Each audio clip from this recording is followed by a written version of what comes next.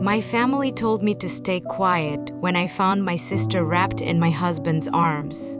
They wanted to protect their precious reputation, to keep the shiny image of our perfect family on display for the whole world. They told me to be the bigger person, forgive, forget. Just swallow the broken pieces of my heart and smile through the pain.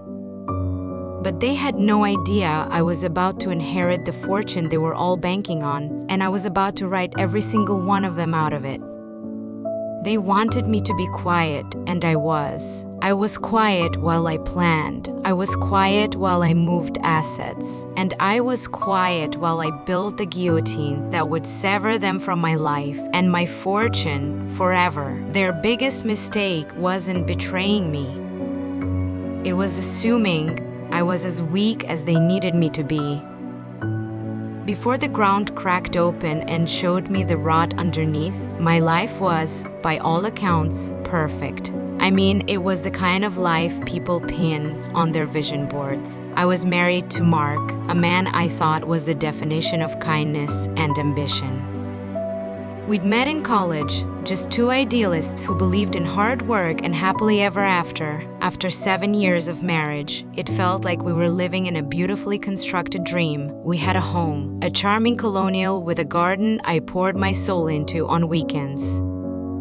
That garden was supposed to be the backdrop for our whole future, for the kids we were planning, for the life we were building, brick by loving brick. Mark was a financial advisor, charismatic and driven. He was exactly the kind of man my parents adored. He looked good in a suit, had a firm handshake, and never forgot my mother's birthday. To them, he wasn't just a son-in-law, he was a trophy, proof they'd raised a daughter who could land such a prize. We talked about everything, or so I thought. We had our 5-year plan, our 10-year plan, our retire on a beach in Portugal plan. It was all mapped out. A future so bright it was blinding. And then there was my sister, Chloe. 3 years younger, she was the glittering, chaotic opposite of my calm stability. I was the planner, she was spontaneous. I was content, she was always restless. Our parents had always treated us differently. I was the reliable one, the good daughter who followed the rules. Chloe was the wild child, the one who always needed saving, whose mistakes were just brushed off with a sigh and a fond shake of the head. That's just Chloe, they'd say, a phrase that was both an excuse and a celebration.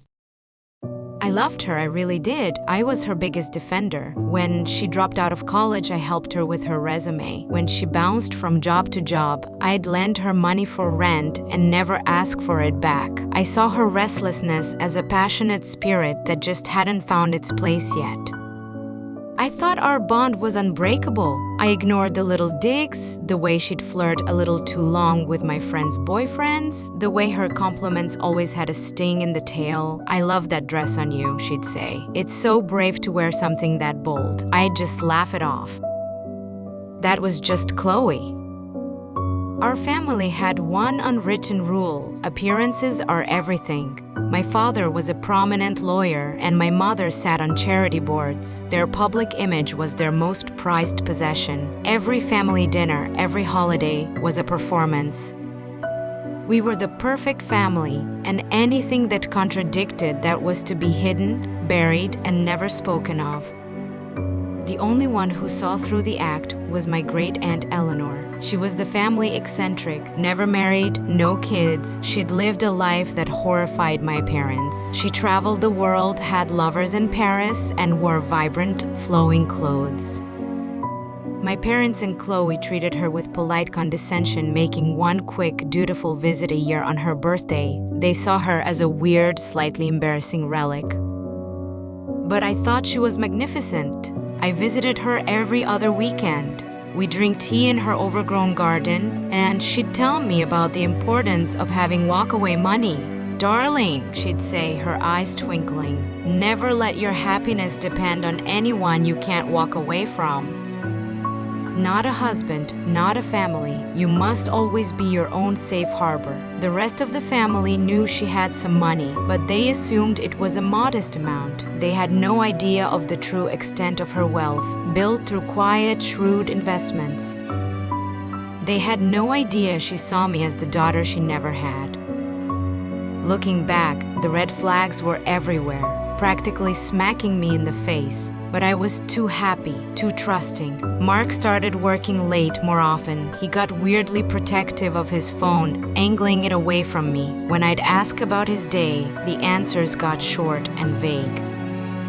I just told myself it was stress from work. He was trying to make partner. I had to be a supportive wife.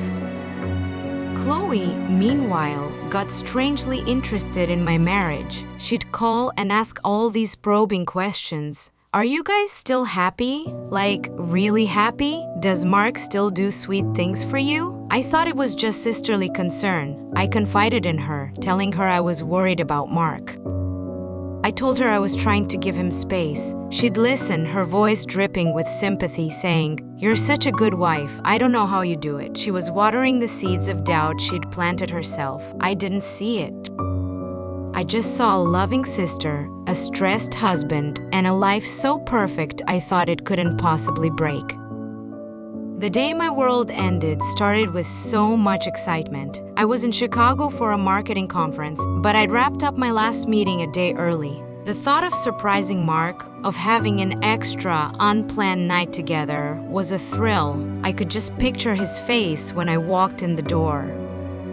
I took a cab straight from the airport. I even sent him a little white lie. Just landed back in Chicago from my layover. See you tomorrow afternoon. Can't wait. I was smiling like an idiot when I sent it. A simple, "Can't wait, love you" pinged right back. The first little prickle of unease started when the cab pulled onto our street. Chloe's car, a little white convertible, was parked behind Mark's SUV in our driveway. That was odd. It was a Tuesday evening. She lived across town. A strange knot tightened in my stomach. I walked up the stone path, pulling my suitcase. The house was silent, too silent. I unlocked the door and stepped inside. The air was thick with it. Chloe's perfume, a cloying gardenia scent she wore everywhere. It was all over my house. "Mark, I'm home early," I called out. My voice sounded way too loud. No answer. "Hello? Chloe, is that you?" Silence. The knot in my stomach was now a cold, heavy stone. Dread started creeping up my throat. I left my suitcase in the hall and walked toward the stairs. I saw 2 wine glasses on the coffee table, next to a bottle of our good Malbec, the one we were saving. My heart was pounding in my ears as I climbed the stairs. Our bedroom door was at the end of the hall, slightly ajar. Every instinct screamed at me to turn around, to just walk out and pretend I never came home. But I couldn't. I had to know. I pushed the door open. The scene is burned into my memory. It wasn't loud or dramatic. It was quiet, and a million times worse for it. There was Chloe, my sister, wearing one of Mark's button-down shirts and nothing else. And there was Mark, my husband, his arms wrapped around her as they stood by the window, looking out at the garden I had planted. They looked comfortable, familiar. This wasn't the first time. My bedroom, our sanctuary, had been their stage. They didn't see me at first. They were whispering. Then Chloe laughed, a low, throaty sound that made my blood run cold. Mark kissed her forehead.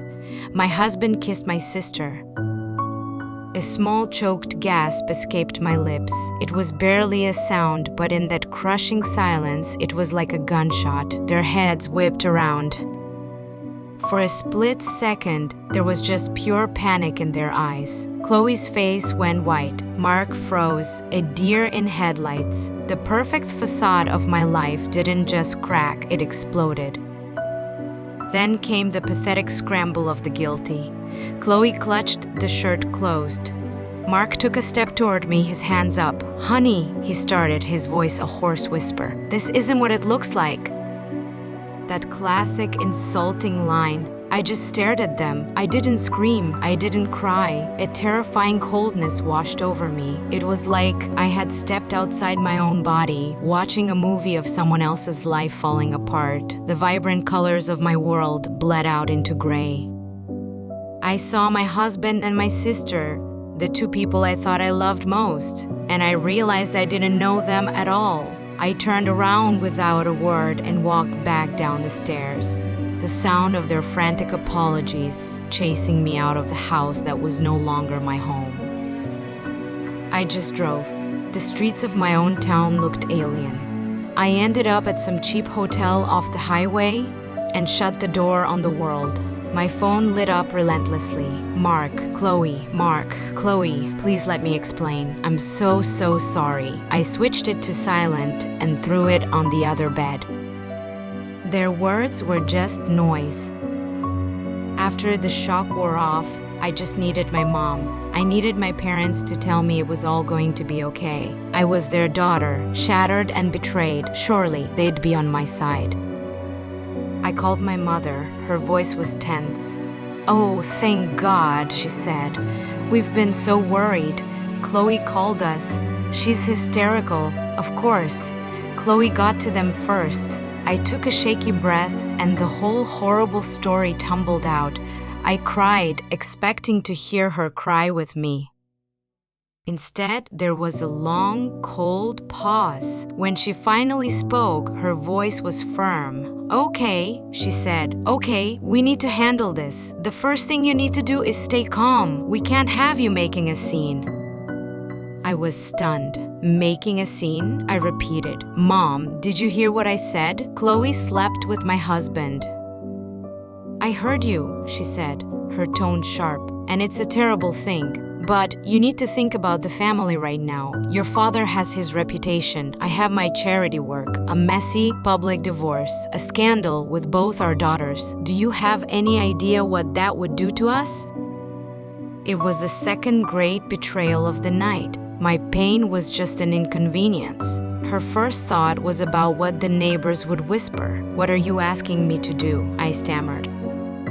"I'm asking you to be the adult here," she said, "to think beyond your own hurt feelings. We need to contain this. We'll have a family meeting tomorrow. We will sort this out quietly." I hung up, feeling colder and more alone than ever. The one safe place I thought I had was gone. The family meeting was an ambush.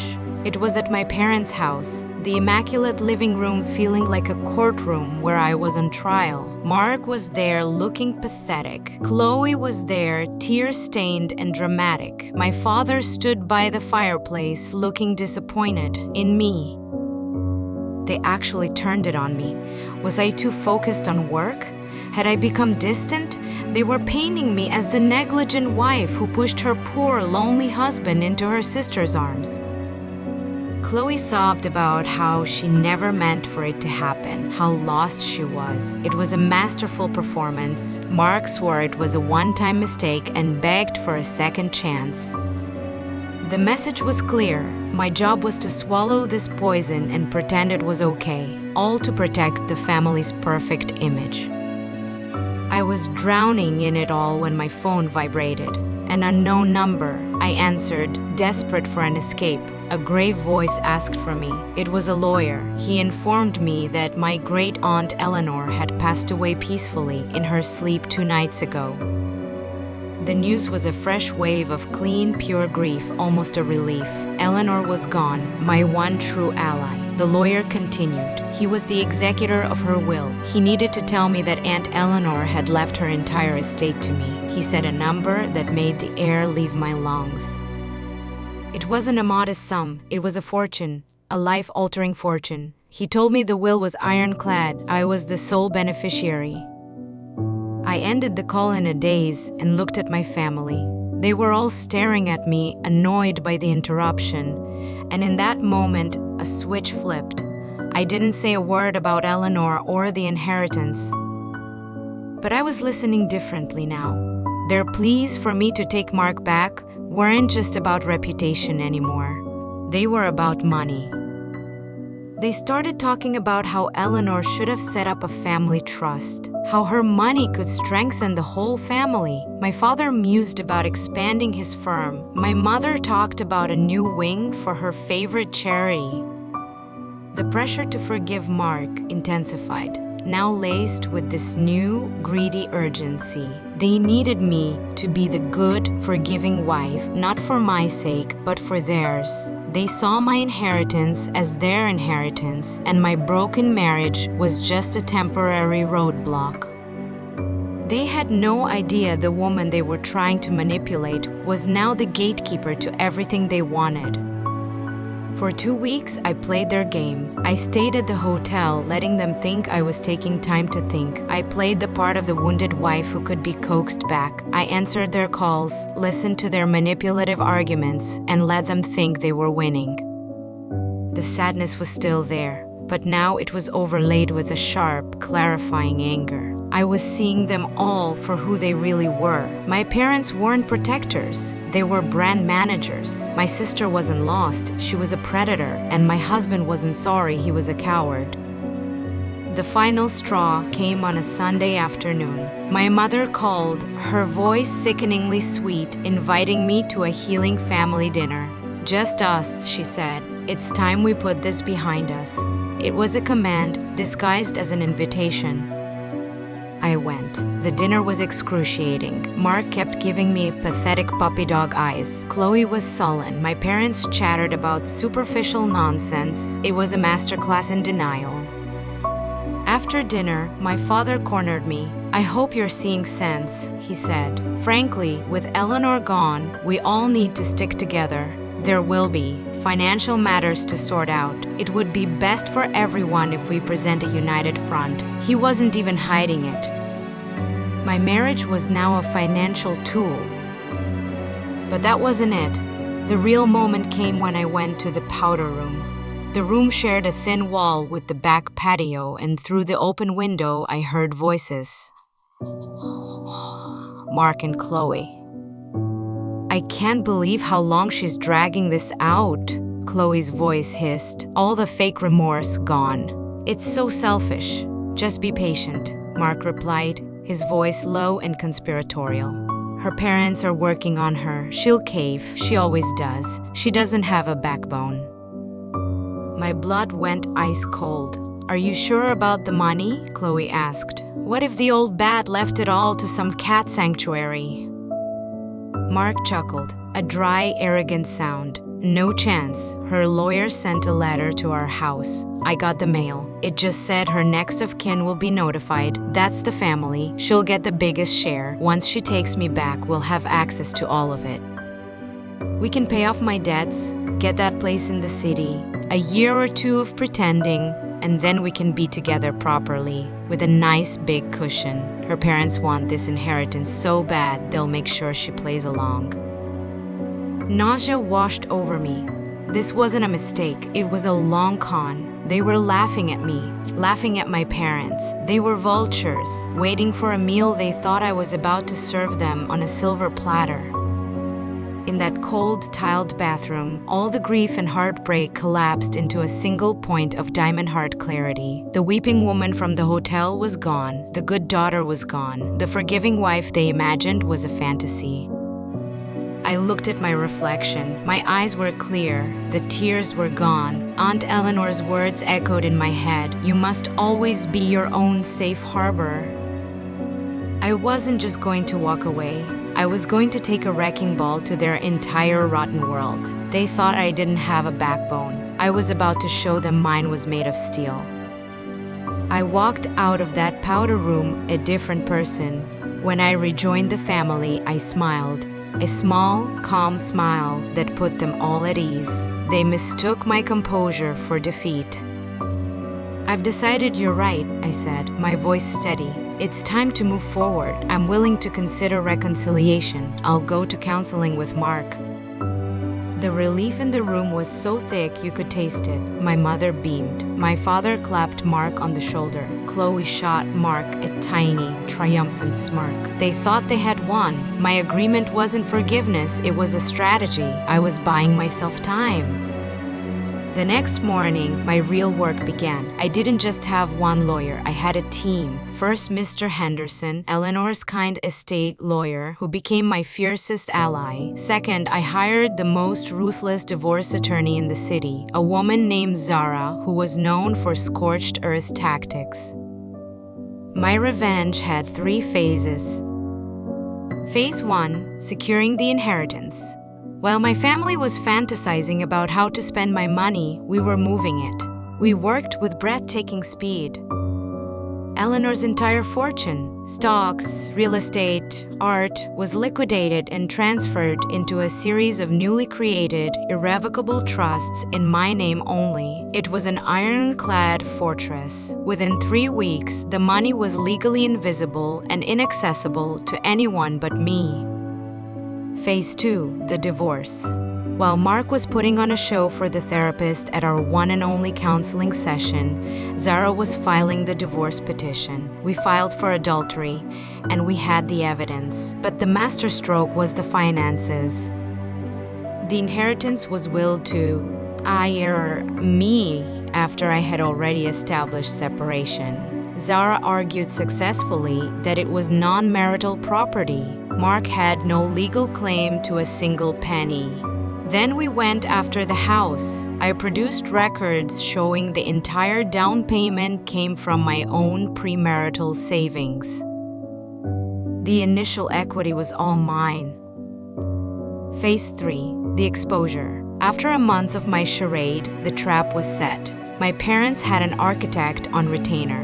Chloe was browsing wedding venues. Mark had quit his job. They were all living in a fantasy funded by money they would never see. I called one last family meeting, telling them to come prepared to celebrate our new beginning. They arrived beaming, champagne on ice. They gathered in the same living room where they had tried to break me. "We are so proud of you for making the right choice," my father started, raising a glass. "For the family, I told the contractor he could start next month," my mother added. Chloe, giddy, said, "Mark and I were thinking a spring wedding would be lovely, maybe in Italy." And Mark, the fool, put his arm around me. "This is just the beginning," he said, "a new, stronger chapter for all of us." I let his arm rest there for a second, then I stepped away. The smile was gone from my face. "I'm glad you're all here," I began, my voice clear and cold, "because I do have an announcement about my new beginning." I paused. "First, I have filed for divorce from Mark on the grounds of adultery." My father's glass wobbled. My mother's smile froze. "Second," I continued, "regarding Aunt Eleanor's estate. You were right that it was substantial. You were wrong about who gets it." I looked each of them in the eye. Aunt Eleanor left her entire fortune, every single penny, all $74 million of it, exclusively to me. You could have heard a pin drop. The color drained from their faces. I have spent the last month placing that entire fortune into an irrevocable trust that none of you can ever touch. You will not see 1 cent, Chloe gasped. "But I wanted to leave you with a parting gift," I said, pulling out my phone, and I pressed play. The recording of Mark and Chloe's conversation filled the room. Their sneering voices echoed off the walls. "She'll cave, she always does, she doesn't have a backbone." When it ended, the silence was absolute. The silence of total ruin. I looked at my parents. "Your obsession with reputation cost you a daughter, and the fortune you were banking on." I looked at Chloe. "You wanted my husband, you can have him, but you just lost the lifestyle you were so sure you deserved." And finally, I looked at Mark. "You get to keep my sister," I said, my voice empty of all emotion. "And the debts you've racked up since you quit your job. You get nothing else from me." I didn't wait for the explosion. My work was done. I turned, walked out, and closed the door on my old life forever. The silence I left behind erupted into a firestorm. My phone started blowing up, but this time, I didn't just silence it. I blocked their numbers, one by one. It was a simple act, but it felt like laying the final brick in a fortress. The fallout was swift and spectacular. Mark was served with an order to vacate my house within 10 days. With no job and no home, he was forced to move into Chloe's tiny apartment. Their grand romance, built on the fantasy of my money, crumbled under the reality of their situation. They got each other, and it turned out to be the perfect punishment. My parents, after the fury wore off, tried desperate pleas. The calls came from unknown numbers. They apologized, not for betraying me, but for their misjudgment. Every call, however, eventually turned to their financial problems. They weren't calling for their daughter, they were calling for a bailout. I told them our relationship was over, and any further contact would be considered harassment. Their precious reputation was all they had left, and now it was tainted by whispers of their own greed. For me, the revenge wasn't the end, it was the start. I sold the house, that monument to a lie. I moved across the country, to a city by the ocean where no one knew my name. I used the inheritance to build a life Eleanor would have been proud of. I started a small venture capital firm that invests in women-owned businesses. I also established a charitable foundation in Eleanor's name that provides legal aid to women leaving abusive situations, turning my pain into power for others. My life is quiet now, but it's mine. Healing took time, therapy sessions, and long walks by the ocean. I learned to trust myself again. I learned that being alone isn't the same as being lonely. The revenge wasn't about the money, it was about reclaiming my story. They tried to write me as a weak, forgiving victim. I picked up the pen and wrote myself as the hero. This whole nightmare taught me that the most important person to be loyal to is yourself. True strength isn't about how much you can put up with, it's about knowing when to stop putting up with it and start fighting for your own peace. If you've made it this far, thank you for listening.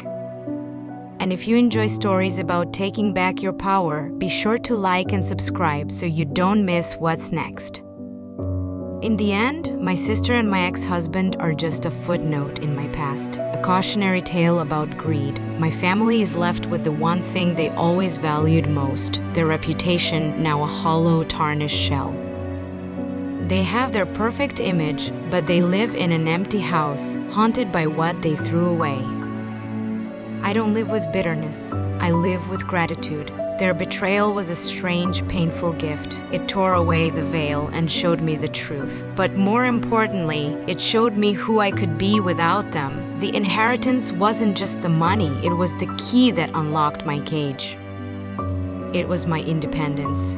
And every night I sleep soundly with a sense of peace that no amount of money can buy. A peace I know they will never find.